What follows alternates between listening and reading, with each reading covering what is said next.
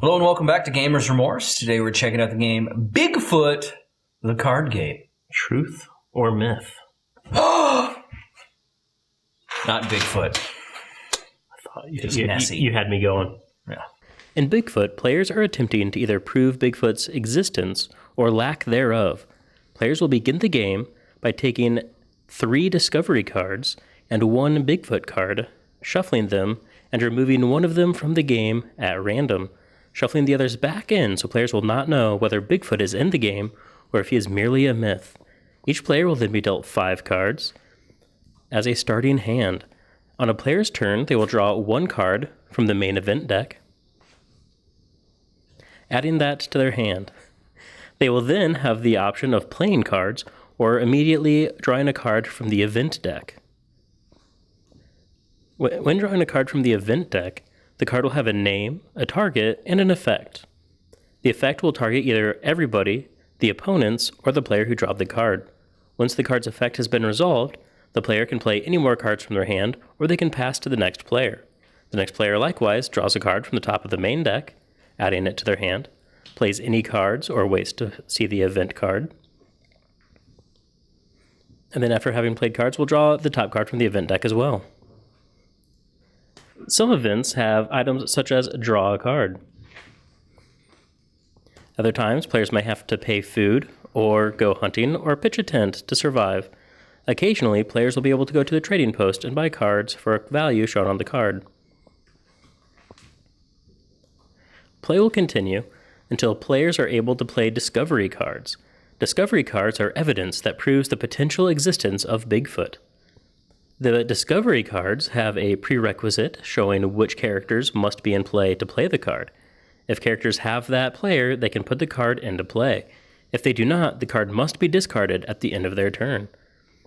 At the end of their turn as well, players can only have up to 5 cards in their hand. If they have more than 5, they must discard down to 5 cards.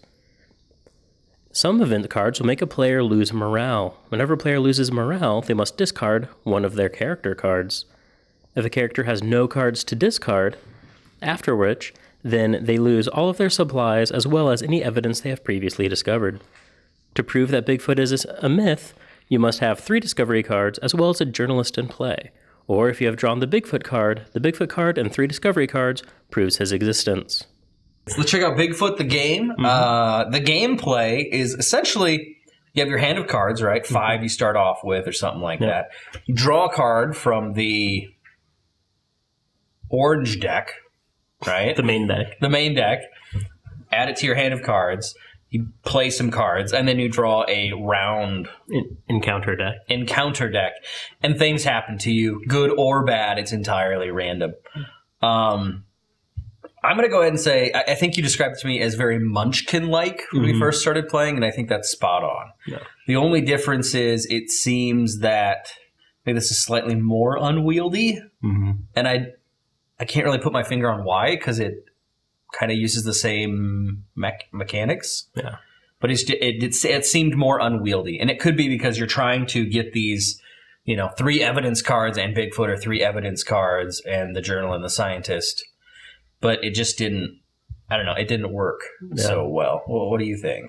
Yeah, I mean, it's like Munchkin in that you draw a card, and then you have like your hand, and then you have the encounters, which are similar to the doors. That's kind of where the similarities end to a degree. But when you see 2 decks, that's people's first thought. But then with the gameplay, you're trying to find evidence to prove that Bigfoot is real or that he's fake. You don't know if he's real or fake when you start the game mechanically. But then you can only play certain evidence if you have the right characters in hand. And that's where the gameplay fell for me, is I kept drawing evidence, but I didn't have the right characters. Right. And so I discarded more evidence cards than I thought possible, whereas he had the characters that he could have been playing them. And so each player is like, oh, if I had your cards, this would be so much better. So it was a perpetual draw a card, do nothing, draw a card, do nothing. And then we would get evidence, and then we would lose morale and have to lose the person that had the evidence. Yeah. So, yep. I don't know. So yeah. it kind of fell flat there. Yep. In regards to the look, though, the cards look phenomenal. Yeah, it's a gorgeous game. I don't know who did the art, but it's fun, cartoony feel. The backs are kind of cool looking. They're their own Bigfoot logo. With the pine trees and the Bigfoot. I can't say enough about that. Yeah, I mean that's I don't want to say the saving grace per se, but that's one of the best things that I really did enjoy about the game. It's a very fun art style, a lot of really fun imagery. And then pacing. What do you think about that? I mean, it went really quick. I mean, it's draw a card, choose if you want to play stuff, flip a card over. Only up to 4 players, so you don't have to wait a whole lot. And then some of the encounters impact everybody at the table. But then at the same time, that almost was to its detriment, where it's just like, all right, go ahead. There's a previous game we played that we referred to as the go-ahead game. And it kind of had that same effect, I think. Right. Also, we played with 2 players, playing with 4, And when we talk about pacing, one of the big things that pulls it down is if you have anything to do while the other person, the active player, is taking their turn, then that makes the pace seem less bad. But in this game, there was nothing to do. You're just watching and saying, all right, you can play a card, or is it my turn? Yeah. That seemed to be where this game also fell flat. So, in regards to theme, though, I will say it did feel like we were trying this insurmountable task of finding Bigfoot, and we're not quite sure if he exists because every time we found evidence, we would lose it. And then you're trying to tell other people, like, oh, I just had evidence for this. Yeah. Oh, sorry. No. And at the beginning of the game, you take 3 evidence cards and a Bigfoot card, remove 1 at random, put the rest back in. So you don't know if Bigfoot exists or not mechanically, which I think that's kind of a cool an element to that theme as well. Yep. Wow, my phone nope, it didn't die. It's not letting me log in, though. Easy to learn. I didn't read the rule book. Brian did and then taught me the game. What did you think? Yeah, I pulled the rule book originally off the GameCrafter site, and it was very easy to read, very easy to understand. But then I noticed, I believe the rule book we have in the game is a slightly different one. If you were to buy it now, you would have the new rule book.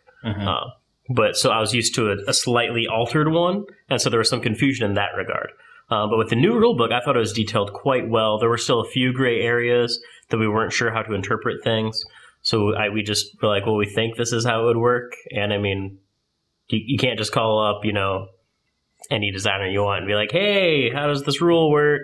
So you have to make some of those judgment calls. Right. But then teaching it, it's like, oh yeah, here's this. And then you start to remember there's all these slight caveats. But I don't think it's a detrimental in that regard. It's fairly simple of a game. But yeah. And then replayability. Due to some of the mechanics things that we had already talked about, that really hurts in this game. It seems like the game just took forever. It wouldn't end. And so me wanting to come back to this and play this again, it just wasn't there for me. So I probably won't play this game ever again. That's harsh, but I mean, that's the reality of it. I mean, I have 500 plus games, so the likelihood of me playing any of those games again is pretty low. But this game, it just seemed like the mechanics weren't there. So... And it's one where, I mean, it has a niche. If you have a kid or a nephew or a niece or a neighbor or someone you babysit that loves the idea of Bigfoot, they would probably enjoy this, especially that younger audience. Once you get to more of the strategy gamers, that's where it gets a lot tougher. Yeah. So, I mean, for people of most of our play groups, it wouldn't be a game for them. But maybe for younger kids, I think they would enjoy it more than we would. It's a fair point. So... All right, that's all for Bigfoot on Gamers Remorse. Thanks. Bye.